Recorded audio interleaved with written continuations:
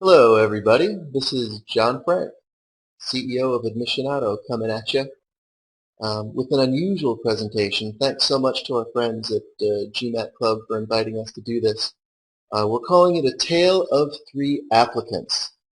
You may recognize from the Legend of Zelda link at the top of this presentation. What we're essentially going to do is walk you through some of the applications that really some of the applicants, introduce you to some interesting people we've worked with through the years. You know, when I was picking people that we're going to go with, I tried to cover as much ground as possible. So we've sort of got the typical banker from New York, we've sort of got the typical IT guy from India, and then we've got the, well, let's call her less typical person, who's actually a chicken farmer. Now, I should let you know before we get too far into this that I have changed the names of everybody that we're working with here. I've changed all of the identifying information, but I got to tell you, the information that we're going to talk about is the same. Okay, so these are real people, these are real cases, two of whom we've worked with in past years, one of whom I'm working with right now. So this is very much based in real life. This is not theoretical. Here's how it's going to work. We're going to go for about 40 minutes, maybe 45 or so. First, we're going to introduce our protagonists. 1, 2, 3, and you can see them right there under our friend Steve Jobs. We're going to talk about the strengths and weaknesses in their application. We're also going to talk about the strategy, right? How we used their strengths, how we overcame their weaknesses, essentially what we did. Okay, then finally we're going to try to tie this together. We do a lot of webinars. I encourage you to look at the other ones that we've done. We're going to touch on a lot of general themes here today, but if we're going to mention, for example, that one of our guys was a reapplicant. We're going to mention that one of them is a career changer. We're going to touch on some of the information about that, but the reapplication process is tricky. There's a lot more to talk about, so check it out. We've talked about it elsewhere. And then finally, as Bogdan and the good people at GMAT Club have organized, we're going to open up for some chat afterward. So that's the plan, my friends. Without further ado, there's a lot of ground to cover, and we're already a couple minutes in, so let's get into it. Meet our protagonists. Today we're going to talk about three people. All right. One is Alex, the finance guy. Okay. One is AJEETH, the IT guy, and one is DEANA, the chicken farmer. Again, the names have been changed, but the careers have not. The flavor has not. We're going to follow the business school applications of each of these three people in the coming 30, 40 or so minutes. So let's get into it. Alex, he's a finance guy from New York. All right, he did his undergrad at University of Iowa. All right, what do we know about University of Iowa? Well, it's a good school. They've got a decent business school. If you're from Iowa, it's a great program, better regarded than Iowa State, for example. Arguably better regarded even than Drake, some of the private schools. But let's be honest, it's not Harvard, right? Upon graduation, he went to work for Morgan Stanley for 2 years in their investment banking program. Okay, 2 years after that, or call it 1.5 years after that, he was already working in private equity, right? So very typical for a finance guy. If you were to look at him and look at his resume very quickly, who is this guy? Well, he's a typical MBA candidate. Okay, sure, he's from the Midwest, I guess, or something, but, 2 years at Morgan Stanley, 2 years in private equity. Okay, he happened to have some good ECs. Obviously, though, what we try to do is peel back the onion just a little bit. So, what else is there to this guy? Well, he's got an international background. We'll talk about that in a second. But anyway, where did this guy end up going? Well, he ended up getting into Wharton. He and his girlfriend ended up going to Stanford. He's a good dude. We worked with both of them. Let's talk about it. How'd they get there? Well, the first thing is, in a lot of investment bankers, a lot of consultants, they give themselves a hard time. They say, you know what, John, I'm worried. There's so many investment bankers. There's so many consultants out there. How am I going to stand out? Okay, well, honestly, if you work for great firms, and this guy did work for great firms, you don't necessarily have to stand out, not in terms of your work experience anyway. It seems to you, if you're working for one of these great companies, that you're surrounded by thousands and thousands of people. But in the grand scheme of things, of the 10,000 applications that these schools are going to field, okay, the fact that you have good work experience is good stuff. All right, don't give yourself a hard time. Don't overthink this. All right, what else have we got with this kid? Well, he lived in France as a child. Huh, that's interesting. That's an intercultural background. Not only does he speak French, right? But he actually lived there. Okay, that's very positive, as you can imagine, right? Something that we can definitely use in an application, any international background at all, right? The fact that he was a great writer certainly didn't hurt either. Okay, a good, strong liberal arts student. Maybe that's what they teach out there in Iowa. Who knows? By the way, if anyone's familiar with the University of Iowa, the county that it's in, Johnson County, Iowans make fun of it, and they call it the People's Republic of Johnson County. Anyway, that's neither here nor there. Background. He's got some good background. Strong extracurriculars. There's a newspaper in the city where this guy's from that is, it's the one that's sold by the homeless guys. So he told a cool story. One time he kept seeing this homeless guy on his way to work, and he's always selling a streetwise newspaper. And one day he's like, "Hey man, tell me your story. Where are you from? What's your deal?" Cut to 6 months later, and this is one of the things we talk about in the essay, of course. Cut to 6 months later, and he's literally on the board. Okay, maybe it was the junior board, but he's actively involved in the charity that he was introduced to by this homeless guy who's selling the magazine, with a newspaper rather. Okay, so that's interesting. Another interesting thing about this guy is his long-term career goal. He kept telling me, I don't like risk. My business, it's, risks are, well, a risk. He kept saying to me, "You know what, John, when I grow up, after I'm done with all this finance stuff, I want to be a professor at a business school." I was like, huh. Against my judgment, honestly, and it was a couple of years ago, I have much more experience now, but against my judgment, he ends up including that his ultimate long-term goal is to be a lecturer, a business school professor. So, that becomes a strength. I mean, we handled it just right? That becomes a strength. That's unusual. Also, he had a letter of recommendation from the chairman of his private equity firm, which doesn't hurt. Now, weaknesses. Well, let's be honest, folks. What do you have here? You've got a white guy from the Midwest who's an investment banker. How many of these are there? There are a lot. I get it. There are a lot. That's what we call the wonder bread factor. All right? Also, his college is not that good. It's a decent school, but it's certainly not Ivy League, even outside the Ivy League. This is not a top 20, top 30 school. And his GMAT wasn't that good either. He got a 700 on the GMAT. Now, homeboy comes to me and he wants to apply to Harvard, Wharton, Stanford, all these schools. You can see there are some real strengths here, but you can also see that there are some weaknesses. All right? So what's the big picture? Now, what did we do? Well, the first thing is, and this is a lesson that's going to transfer, the next guy we're going to talk about is the IT guy from India. This is a lesson that's going to transfer over to the IT guy also. But at the end of the day, you guys, there's only so much that cleverness can do for you. Okay? At the end of the day, you are what you are. Your background is done. Right? It is what it is. And who is this guy? Well, you know what? He's a finance guy from New York. It is what it is. Okay, now the good news is he had great work experience. Right? What could be more important than that? Remember, you guys, this is business school. Right? So yeah, you're whining, there's so many white guys who are applying, so many bankers from New York, blah, blah, blah, blah. I got to tell you, if you have good business experience and you're applying to business school, and by the way, you currently work for some of the best businesses in the world, your chances of getting in are pretty good. Okay? What else? Well, we crushed the volunteer experience. Wrote an essay about that story. I don't remember the guy, but again, this is a real applicant. And I worked with him personally 2 years ago, maybe 3 years ago. And the dude that he bumped into every day on his way to work.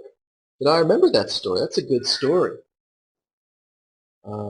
He said something about how he didn't know how to dress. He came from France when he moved back to the U.S. It's like, it's a good story. I can picture it. We talked about wearing the wrong, he was wearing gold and purple jumpsuits, and everyone's like, dude, what the hell are you doing? That's funny. But the real key here is no tricks, no gimmicks. We worked with the guy, but to be perfectly honest, all we taught him to do was to help him to get out of his own way. It's a very straightforward application. He's just putting his best foot forward, right? And this maybe is the most important thing. It's not rocket science, but what's the key? Okay, I think here we're calling him Andrew or Alex. It doesn't matter. Neither of them is his real name. What's the key? The key is this is business school, right? No matter how smart you are, no matter how clever you are, or who writes your letters of recommendation or how many thousands of dollars you spend on consultants. Guess what? If your career goals suck, you're not going to get in. Okay, you need to connect your past experiences to your future goals. You just need to. That's just the most important thing. All right, if you're going from real estate financing to development, that's great.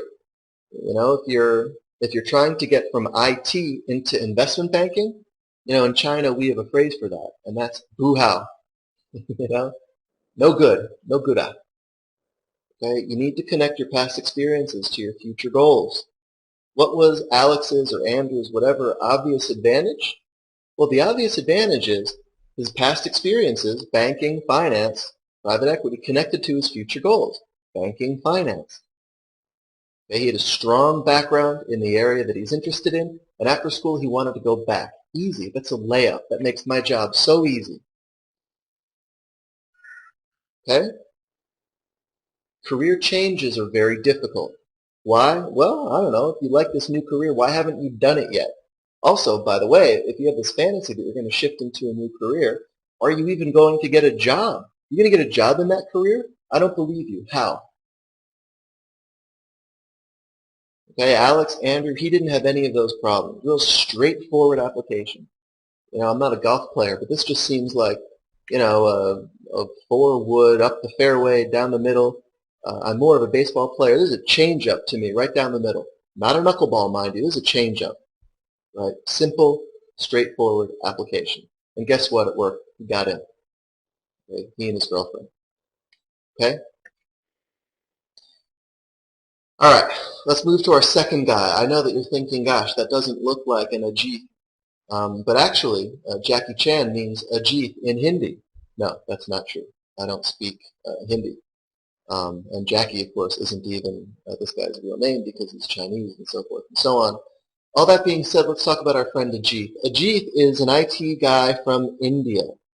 Okay, again, this is a real person. His name wasn't really AJEETH, but all the other information generally is true. I've changed the names of the colleges, I've changed the names of the companies, but I've kept their flavor. What do I mean? Well, here's what I mean. All right, he's an undergrad at University of Mumbai. Well, why is that important? Because it's not IIT.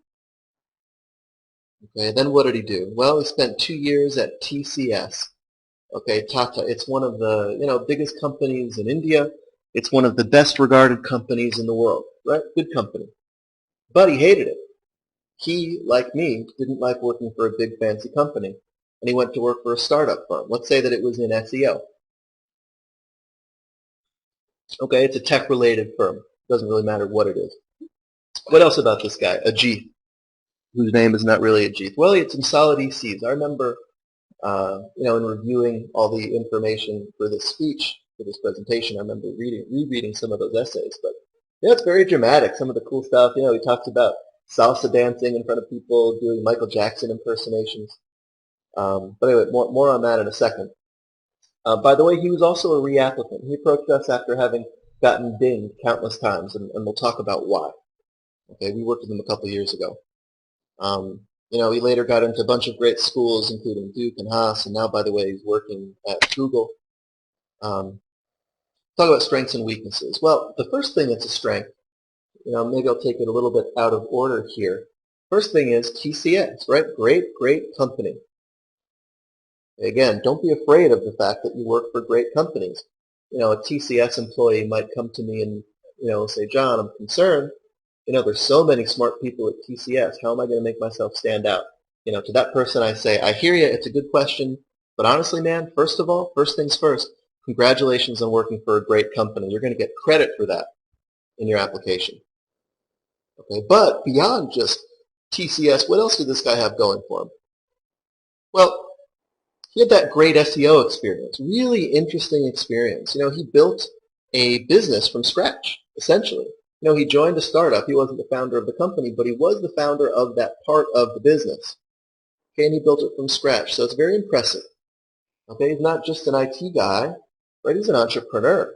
Okay, and he's not just an aspiring entrepreneur. He's an actual entrepreneur. Right? He built this agency. He built this group within a group. Okay, I'm impressed. All right, what else did he have going for him? Well, we talked about his deep background in ECs, extracurricular activities. Great. But what else? Well, honestly, and I spoke to him on the phone. He's a really good dude. He's like outgoing. He's like cool. You know what I mean? So why is that a strength? Well, because I knew that, as long as we got him an internship, as long as we could get him out of his own way. Honestly, you guys, that's what we do. It's like, get out of your own way. This is a good dude. Okay, if we could get him in front of an admissions committee member, okay, they're going to want to be with this kid. They're going to be friends with him. All right, this is one of the coolest things about this guy. He's just a good dude. He's a cool guy. All right, so that obviously means he's going to be a great interviewer. We've just got to get him in the room. Just got to get him in the room. Okay, weaknesses. Well, he's an IT guy from India. He's from the dreaded demographic. IT guy from India, right? No two ways around it. And believe me, we're going to talk about ways around it. But at the end of the day, you are what you are. Right? It's the lesson we learned with Alex. What else is a weakness? Well, he's a reapplicant. Now, if you don't think that being a reapplicant is a weakness, I got to tell you, folks, you're not paying attention. He applied to 8 schools and he got dinged at all of them. What does that mean? It means that if he were to reapply to those 8 schools, guess what? Probably he's going to get dinged at all of them again. Right? It's not rocket science. What did Albert Einstein say is the definition of insanity? Right? It's doing the same thing twice and expecting a different outcome. Reapplications are hard. Right? This is a weakness in his application. Make no mistake. Now, what's the other weakness? Well, he's an Indian guy and he didn't go to IIT. It's sort of the equivalent of being from America, and not going to a top 10 or top 20 school. It's the equivalent of being in China, from China, and not having gone to, Tsinghua, Peking, Shanghai, Jiaotong, Fudan, all these places. You're not in that elite group, and especially for India, this can be debilitating. Why? Well, a lot of reasons, but no reason. If you're interested in more about that, check out the webinars that we do specifically for Indian applicants. Didn't go to IIT. That's a weakness for this guy. All right, something we had to overcome. All right, let's talk about how we did it. Strategy. Well, again, first things first, you guys. You can't hide from your background. There's so many Indian guys we've met with, and it's like they're an IT guy from India, and I see their resume, and sure enough, they're working for software companies, but it's almost like they're trying to pretend that they don't. All they talk about on their resume is, oh, I led this, and I spearheaded that, and blah, blah, blah, blah, blah. And I appreciate it. It's probably better than no allusions to that stuff. But at the end of the day, you read this resume and you think to yourself, I don't get it. Who is this guy? He's working for an IT company, but he doesn't have any IT background. Okay? You can't hide from who you are. One of this guy's strengths was that he has a strong IT background. And by the way, he's working for Google now. Okay? So, do you think Google liked his IT background? Yeah. Of course they did. Okay? If you have a strong IT background, don't shoot yourself in the foot by ignoring it. Take credit for what you're good at. You know what I mean? Well, but John, there's so many IT guys from India. Okay, I get it. And you're going to need to do other things to show that there's more to you, right? Schools don't accept profiles, right? They accept people. So of course, no question. You got to show more than just your IT stuff. You got to show more than just your technical stuff. But if you have a strong technical background, go for it, man. And he did. All right, what else? Well, he had some great essays. I already told you, the acting stuff, the drama stuff. He's an interesting guy. He's a good dude. Okay. What else? Well, we looked at his first application. And, he made that dreaded mistake that we talked about. He wasn't connecting his past experiences to his future goals. A lot of Indian guys come to us and they say, John, I've got a good job in IT, but I've just seen so much poverty in India. And if you visited India, if you're not from there, depending on where you go, the poverty can be striking, heartbreaking, all of these things. So these Indian guys come to us and they're like, my long-term goal is to work in charity and do all this cool NGO stuff to help India because India is in so much trouble from a poverty standpoint, blah, blah, blah. I want to help. And that's what AJEETH did. And it's really bad, you guys, because how on earth do you connect IT to nonprofit? It's so hard to connect. Right? There had been no connection in his first application. So, what did we do? We got him out of his own way. That's what we did. Now you got to connect your past experiences to your future goals. So, what were the new career goals that we talked about? I don't know, something in IT, maybe entrepreneurship. There are a lot of things that you can do. Okay, we're going to talk about that. But you can't just pretend that you aren't who you are. Okay, also we focus on how smart he was. He didn't go to IIT, but guess what? He crushed his GMAT. Guess what? He was in the top 3% of his class. Okay, these are points that we had to make, right, because he did not go to IIT. One of the things, guys, that you need to do in your applications is address your weaknesses. Okay? Some clever guy out there says, well, John, that's what I'm going to do in my optional essay. And I appreciate that. And maybe that is the best place to do it. But honestly, maybe you don't need to write an optional essay because you can address your weaknesses elsewhere in your application. Okay, we talked about how smart this guy was elsewhere in his application, in describing his work experience. Okay, in describing and making sure in his resume that we talked about how great he did in college. All right, by the way, we also had some great leadership stuff to focus on. The combination of extracurriculars and leadership is really like solid gold. Okay, and we had, like I said, we had some great extracurriculars and some great leadership as well to work with this gentleman. Okay, now, somebody says, okay, John, I appreciate that, but what about career changes? The answer is yes. There are a lot of IT guys that do propose career changes, and frankly, most of them have to. Whether it's something reasonable, something closely related, or some people propose things that are less closely related. Okay, all of that is fine. Listen, the good news is IT is very general. It's very easy. Of all of the fields, okay, IT is probably the easiest one we find when you're looking to make career changes. Why? Well, we talked about what's the key. What's the secret to success? Why? What's the most important thing you have to do? Okay, you need to connect your past experiences to your future goals, right? So if you're doing a career change, is that possible? Yeah, the answer is yes. Not only is it possible, but it's maybe even more important. IT is easily spun, okay, into product development. Very logical. You know the back end, you know how these things are made. Now you want to be more exposed to the front end of things. Now you want to be managing the engineers. Good, I get it. General management. How about IT as a path to consulting? Yeah, that makes sense, right?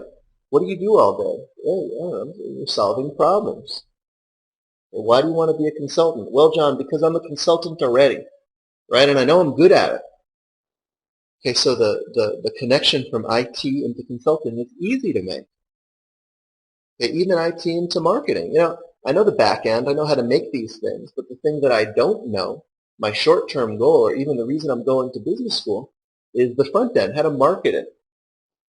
Right? I believe that because I understand the back end, because I understand why our product's actually better than everybody else's, I believe I'm going to be better at marketing than the guy who doesn't understand. Okay, I buy it. Or, of course, IT is a path into entrepreneurship, right? And this is the one that we see perhaps the most often. Google, right? Apple. Anyone's ever heard of a gentleman named Mark Zuckerberg? I mean, he's an IT guy, right? I went to business school with a guy named Jeremy Stoppelman. You may recognize his name. For those of you who don't, I'll tell this 30-second long story. In the summer between our first and second years at HBS, we all did internships. I had this fantasy that I was going to go into the music business, so I did my internship in LA working for Jimmy Iovine doing business and music stuff. Pretty cool. Jeremy went out and he founded a company. He was one of the first guys on PayPal, and he founded a company. He was an IT guy, and he founded a company that summer. He ended up not going back to business school because his company was so successful. The name of that company that he founded is Yelp. And anybody in the U.S. knows that Yelp recently IPO'd, and Jeremy is now very, very, very wealthy. Anyway, IT is not a death sentence at all, right? Somehow you need to walk the line, though. On the one hand, you need to be honest and own up to your past experiences. You know what? Screw it. I'm an IT guy, and I have awesome IT experience. Okay, and that is valuable to the MBA classroom, and here's why. Right? Take credit for what makes you so smart. That's the first thing. Okay, but on the other hand, of course, most IT guys will be spearheading some kind of career change. And as you can see from the slide, it's just not that hard to do. All right, DEANA. Let's talk about our friend DEANA, who some of you may recognize from Donald Trump's show, The Apprentice. DEANA is an interesting story. And again, this is somebody, we've changed some of the details, but not many. All right, DEANA is a white girl. She looks, just pretend that she does look like Ivanka Trump because she may as well. All right, she's a white girl. She's from the Midwest. She does not have a business background. All right, she worked for 4 years in journalism. All right, working both as a journalist and selling ad space, like sort of marketing journalist stuff. You know, not a high-powered position. She recently moved to Nevada, where she started an organic chicken farm. Okay, again, true story. She literally is a farmer now. You know, a college-educated girl, you know, upper middle class, whatever. She's now an organic chicken farmer. All right, here's another little twist. She recently converted to Islam. Okay, she converted to the Muslim faith. Okay, from our discussions with her, apparently her parents were not too delighted about that. Her background is Christian, and all of a sudden she's converting, and they don't understand Islam, and blah, blah, blah. Graduated from Emory University. Now, she is currently applying, so I can't show off and tell you about all the great schools she's gotten into yet. By the way, just to take one quick step back, you know, I believe that the reason this presentation is useful, you know, I realize full well that there probably are not any other chicken farmers that are watching this presentation, but I hope that there are other people who are watching the presentation who also come from non-traditional backgrounds. Right, I picked these three people. One is the banker from New York, right? One is the IT guy from India, and one is the non-traditional background guy. I believe that those three groups will cover, I don't know, 80 or 90% of the total applicant pool out there.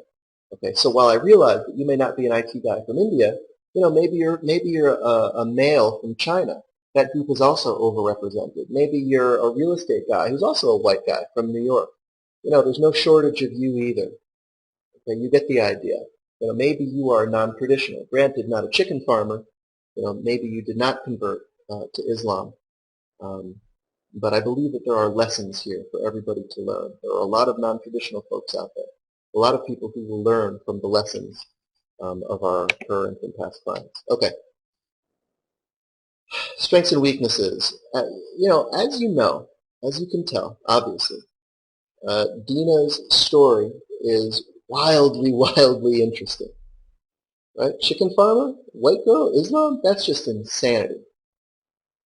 Right? What is a chicken farm? I mean, does that mean she's slaughtering chickens all day, or is she just growing them? Or, I mean, is the chicken farm organic? I mean, I don't know anything about this, right? It's certainly something, and I've done 12,000 applications.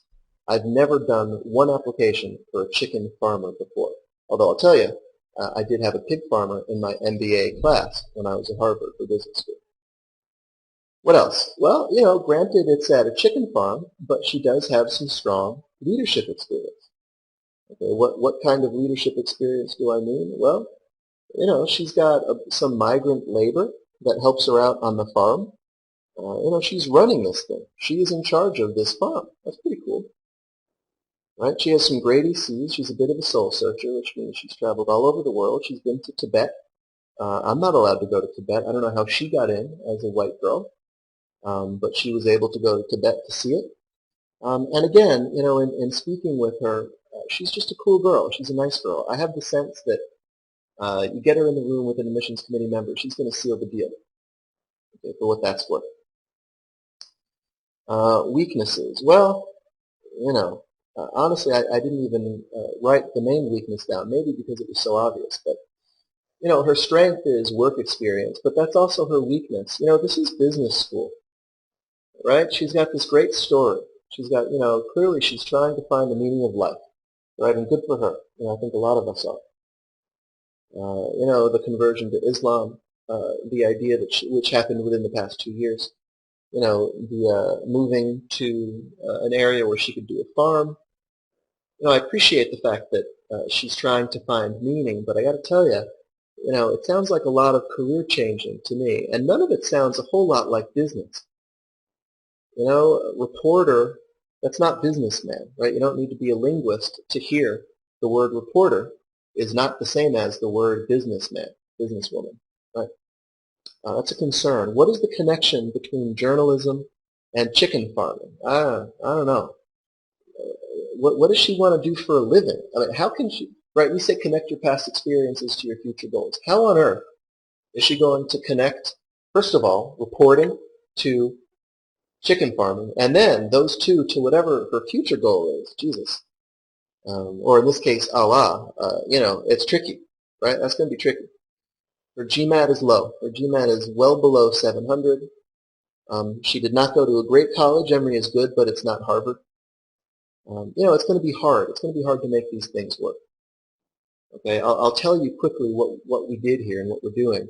The answer is consulting, and in this case, it's nonprofit consulting. Okay, we did some digging, right, and we found that the paper that she worked for was also faith-based, right? It was a religious-oriented paper. She's not focused on profit. She's interested at the farm on sustainability and making the world a better place. Well, that's interesting. You see, to me, maybe that's a link that we can go with. There's a big nonprofit consulting world. And make no mistake about it, by the way, guys, nonprofit can be a big business. Okay, if you want to, be surprised, Google what the CEOs of the top nonprofits in the world are making. They're making millions and millions and millions of dollars a year in salary, right? Working for good NGOs, working for good nonprofit companies can be very lucrative. Anyway, now of course business schools know that, so in fact, her background in NGO stuff is pretty strong. Okay, this farm is a sort of an NGO. This paper is actually an NGO. So you see what we're doing, right? We're connecting her past experiences to her future goals. Okay, we defined a future career goal for her that made sense, and for her it was consulting. Okay, so we made it work. Somehow it all makes sense. Now, of course, there are challenges here, right? She doesn't look like a chicken farmer to me. So what are some more challenges? Well, even in the nonprofit world, this is business school, right? So what's your business background? DEANA, can you prove to me that you are a business person, that you have business acumen, that you have business chops? Remember, this is not meaning of life school.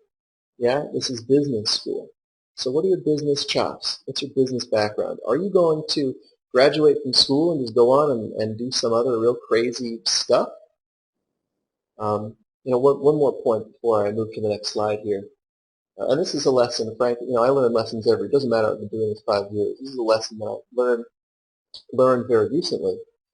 With a candidate like Andrew, the first guy, okay, our challenge is to show how different he is. Hey, he's not just a normal guy. Same with the G. Right? Listen, man, you can't just look at this dude like a typical, normal, IT guy. This isn't just a Chinese dude, right? This isn't just a banker from New York, right? The challenge with the first two guys that we talked about today is to make them interesting, to make them seem different. The challenge if you're a non-traditional applicant, and especially if you're an insanely non-traditional applicant like DEANA, it's almost like your challenge is the exact opposite. Your challenge is less how do you look different, and it's more how do you look the same. You see what I mean? DEANA's job in the application is to say, hey guys, I know I look insane, but guess what? I'm not. In fact, I'm a business guy. Okay, I'm executing a plan. You may not realize it, but this chicken farming thing made perfect sense for me, and here's why. Because it leads to this consulting gig. Let me tell you why. When I graduate, I'm going to make a lot of money. Okay, here's what I'm going to do. Here's my plan. I've done research. I'm not just this crazy chicken farming weird kook, so to speak, or cluck, as it were, right? I've got my act together. I've got a plan. It's even more important for DEANA to lay out a very well-conceived short-term goal, naming companies, naming people she's spoken to. She's got to prove, listen, I can play the game. I get it. Okay? So I hope you understand what I'm saying. DEANA's got to prove that she is just like everybody else to some extent, right? Whereas Alex and AJEETH are the exact opposite. Okay, they need to prove that they're different. I hope that makes sense. Non-traditional folks have advantages also. Why? Well, I got to tell you, I hope the first sentence in DEANA's application is, I'm currently the president of an organic chicken farming company named blank. Right? Why should that be the first sentence? Because they're only going to read your application the first time in 5 minutes, you guys. Literally, it's going to take them 5 minutes, 5 to 7. Okay? And you know what? If there's ever an applicant who's going to, grab your attention, it's going to be DEANA. Yeah, chicken farmer, are you kidding me? All right, I'll read this essay. Okay, so it's an advantage. By the way, not all non-traditional applicants are chicken farmers, of course. Many have, say, I don't know, PhDs. Okay, a PhD is a great, great business advantage. Right? Whatever makes you non-traditional is an advantage. At least, you have to pretend that it is. You have to argue that it is. If you have a PhD in molecular neuroscience, then I swear to God, the only way you're going to get into business school is if you talk about how that PhD is going to become a lethal weapon for you in the business arena. Okay, this farming thing has to be a bankable experience, has to be a benefit. She can't pretend that it didn't happen.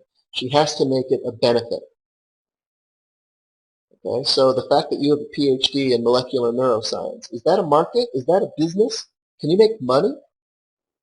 Okay, I hope so. Okay, now of course there are challenges. Okay, but I got to tell you, if you're not making it seem like your unusualness is a strength, you're doing it wrong. Okay, this, by the way, is one of our very last slides. So for those of you who are getting anxious, it looks like we're going to come in right around 45 minutes as planned. Let's play a game. Match the skill to the career. All right, so down the left side of the slide, you'll see just a bunch of words, right? Leadership, teamwork, creative, hardworking, all of these things. Right? If you are proposing a career change, right, as DEANA is, she has to be, right? Well, I shouldn't say she has to be. I mean, the guy that was a farmer in my section at HBS went on to lead one of the biggest corporate farms in the world, and he's making a lot of money right now. But generally, there will always be career changes. So how do you do it? Right? How is DEANA going to do it? How is anyone going to do it? The answer is you need to connect your past experiences to your future goals, right? Well, if you don't have experience in your new field, then look back to the skills that you do have. Okay, this slide looks like a poop show, as they would say, right? But what's the point? The point is that I don't care what field you want to get into. Okay? You will be able to argue that you can use the skills from your previous job in your new field. All right, let's say that you're really good at leadership, and let's say you're really good at problem solving. Then I swear to God, you can talk about those two skills and go into any field down the right side. Okay, let's say that you're a chicken farmer and you want to switch to consulting. Okay, you're going to say, hey, I've got leadership and I'm good at solving problems, and I'm a jack of all trades. Good, that sounds like consulting to me, right? Let's say she wants to go into private equity. Okay, good, leadership, problem solving, maybe throw in something about numbers. Right, you get the idea. I put to everyone on this call that every single skill down the left side of the slide is workable as you're finagling into your new profession. Just remember, even if you're a career changer, you need to connect your past experiences to your future goals. Okay, if you don't have the title, if you're switching from one type of profession to the next, I'm okay with that. Just make sure you use the skill as a bridge to do it. And again, we've done an entire webinar on all of these things. I've got a webinar on career changes and IT and all these things, but trying to summarize just the most salient points here for you. All right, in conclusion, just 4 points here. One is you can't hide from who you are. Okay, any advisor, anyone who tries to tell you that, hey, you're an IT guy from India, but you need to pretend that you're not. You need to focus entirely on something else. It's nonsense. Okay, it's just not true.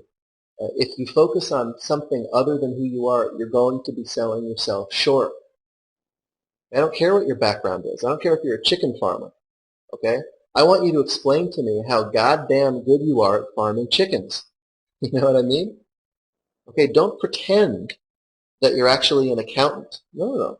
I know you're not an accountant. I see the name of the chicken farm on your resume. Okay, if you're an IT guy working at an IT company, right, don't hand me a resume that focuses solely on your creativity and soft skills. Why? Because, first of all, it's going to be obvious that you're lying, and secondly, because you're not taking credit for all of the cool stuff that you've done. What have you accomplished?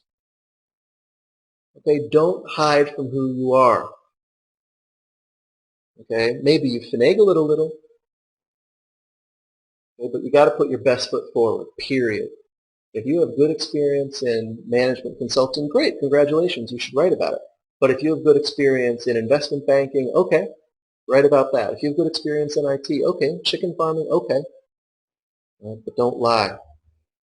Okay, don't pretend that you're somebody you're not. It's not going to work, I guarantee it. Put your best foot forward. All right, 2 more points here. This is one that we touched on briefly before. If you come from a traditional background, if you're a banker, you're an IT guy, if you're from an overrepresented demographic, then the onus is on you to show that you are very interesting. I'm not just a profile, I'm a person. Remember, schools accept people, not profiles. Right? That burden falls on your shoulders very heavily, okay, if you're from a more traditional background. Now, by the same token, if you're from a very non-traditional background, you have the exact opposite challenge, right? You need to prove that you can hang with the big boys. You can use business speak, right? You can manage people. You can lead people. Yeah, maybe they're chickens, or maybe they're day laborers. Maybe they don't speak English. You know, maybe they're software engineers. Maybe they're outsourced, you know, part-time telemarketers. Yeah, but I don't care. Okay, I don't care. If you have a very non-traditional background, you need to prove that you need to almost argue that you are traditional. Traditional enough to go to business school. You get it, right? I get it. I want to go into business. I know what business is. I know what I want to do when I graduate. Short term, medium term, long term. Okay, it's almost the exact opposite challenge. Okay, and finally, folks, address weaknesses subtly in the applications. What are typical weaknesses we see? Well, you know, there's the low GMAT, there are low grades, maybe there's less established schools, maybe you did poorly in school, maybe there's something nasty, you know, maybe there's an arrest record or something like that. What's the point? The point is that oftentimes these weaknesses are not so obvious, right? You say, oh, well, I'm just going to write an optional essay, and I hear that, I appreciate it, and that is an appropriate use of an optional essay, of course. Hey, you know, I flunked my GMAT. Hey, I was arrested, you know, something horrible. Okay, I get it. Write the optional essay. Okay, but I got to tell you, even if you're not writing an optional essay, I promise you, there are weaknesses in your application. Okay, you need to be thinking about what those are. Right? Let's say you didn't go to IIT. You're not going to write an optional essay as an Indian dude saying, hey, I didn't go to IIT, and it's because I didn't do that well on the test, and that was because I was sick the night before. You know, no, you're not going to write that essay. But you know, just like we did with AJEETH, what you are going to do is in your essays, subtly, smartly, you're going to make very, very clear that, hey guys, you know, I know, hey, just between you and me, I'm not going to write this, but just between you and me, I know that you think I'm not that smart. I know you're trying to hold it against me that I didn't go to a good college, or that, in fact, I did go to a good college, but I know that you've never heard of it, so I'm going to prove to you, okay, through my essays that I'm very smart. Okay, or let's say that your GMAT is low. All right, you've taken it 3 times, you just can't get it up anymore, you know, and you're going to write an optional essay. Okay, guess what? You know, I appreciate the optional essay, but also this is a weakness in your application. Whether or not you're writing an optional essay, what's the concern? The concern is you did badly on your GMAT, so you're not that smart. You're going to fall behind in school. You're not going to do well. You're not smart enough. That's the concern. Okay, so what are you going to do? The concern is that you're not smart enough. What are you going to do? Well, you're going to write essays, obviously, that focus on the fact that you're just so ridiculously smart. Address your weaknesses in your application. Okay, there's more to it than just writing a smart, clever, optional essay. Okay, you have strengths, great, but you also have weaknesses. Okay, address them smartly, cleverly in your application. Okay, if you're ignoring them, if you're pretending that the admissions committee is not going to notice, then I promise you, you're doing it wrong. All right, folks, clocking in at just a little bit more than 45 minutes. I hope you found the speech interesting. Hope you found the webinar interesting. Again, even if you're not a chicken farmer, I hope that you can benefit from the discussion of a non-traditional applicant. Even if you're not an IT guy from India, there are aspects of our background that are overrepresented for sure. And even if you think that you're very typical or very American or whatever, I think we can all benefit from learning about different backgrounds and different profiles, as there are just so many shades of gray. All right, thanks, folks. We're going to open up for some chat now, some questions as they come up, so feel free to toss them our way. Thanks so much.